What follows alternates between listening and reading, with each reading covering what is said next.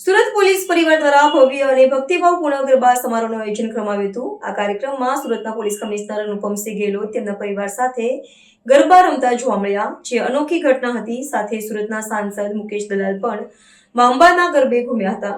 Surat police પરિવારે અંબા માતાની આરાધના સહિત ગરબા રમ્યા હતા અને આ ઉત્સવમાં સુરતના સાંસદ મુકેશ દલાલ અને તેમના પરિવારજનોએ પણ ભાગ લીધો હતો।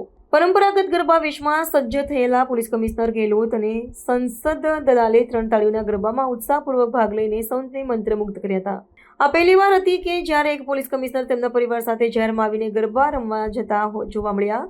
આ કાર્યક્રમનો ઉદ્દેશ પોલીસ દળ અને તેમના પરિવારો વચ્ચેનો સંબંધ મજબૂત બનાવવાનો તેમજ નવરાત્રિના પવિત્ર તહેવારને સામૂહિક રીતે ઉજવવાનો હતો। પોલીસ અધિકારીઓ અને કર્મચારીઓના પરિવારોએ પણ પરંપરાગત પોશાક પહેરીને આ ઉત્સવમાં ભાગ લીધો હતો। આ સમારોહમાં પોલીસ પરિવાર અને સાંસદના પરિવારની સામૂહિક ઉપસ્થિતિએ સમારોહને વિશેષ બનાવ્યો હતો। આ કાર્યક્રમ દ્વારા પોલીસ વિભાગમાં પારિવારિક સંબંધોને પ્રોત્સાહન આપવા સાથે સાંસ્કૃતિક પરંપરાનું સંરક્ષણ કરવાનો સંદેશ પણ આપવામાં આવ્યો છે।